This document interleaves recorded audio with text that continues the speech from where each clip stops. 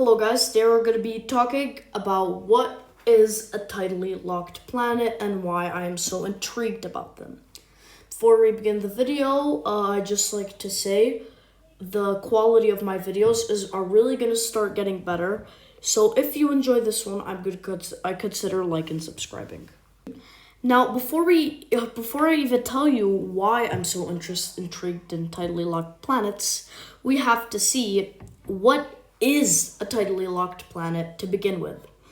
Now, a tidally locked planet is a planet that normally orbits its sun, but instead of orbiting normally while spinning on its own axis, it doesn't spin on its own axis, it only rotates. Now, as you'd imagine, because it doesn't rotate on its own axis, one side is constantly burning hot and the other is very cold. Now, right here, you'll see a very quick sketch I made of a tidally locked planet. One side appears to be very hot, and the other appears to be very cold. Now, the reason I'm so interested in them is because I think if we draw an imaginary line right between them, there's a spot that should be balanced with hot and cold. Because if one side is unbelievably hot and one side is unbelievably cold, there should be a tiny line where it's just right. Here's another very brief sketch, but this time of planet Earth. Now, it's common knowledge to everybody that on planet and that there's always this imaginary line right across Earth called the equator. On the equator is the hottest part while as you go farther and farther away from the equator, it gets colder. So if I were to stand on the equator, it would be extremely hot.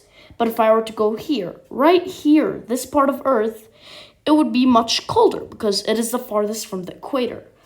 Because when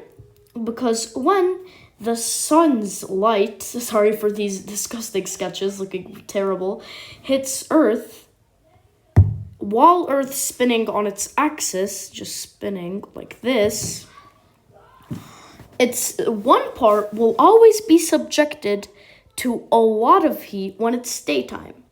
Right here, down the middle.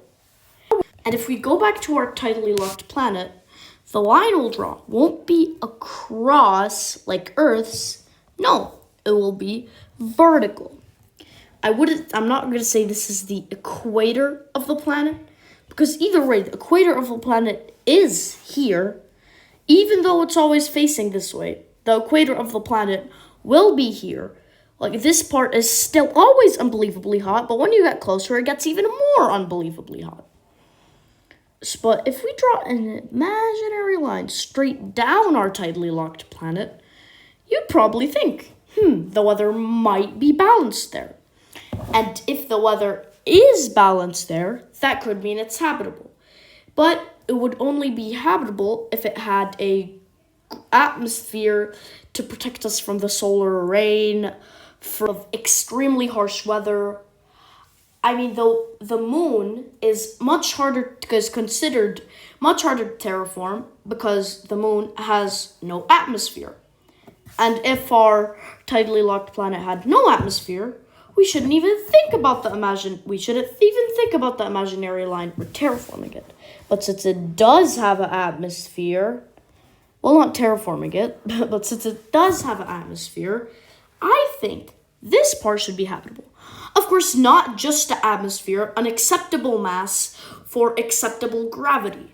The reason we feel like Earth is so easy to stand around on and just go, yay, woohoo, yay, on, is because Earth it has a perfect mass, which means perfect gravity. If we jump, we won't go too high. Look at this guy, he's jumping. Yay! But on other planets, like the moon, let me do a very brief sketch right here.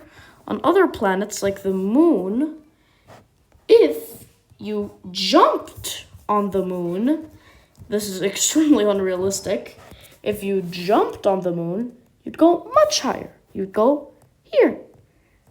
Yay! Woohoo! I mean, it would be pretty yay until you ran out of oxygen or froze to death, because no suit.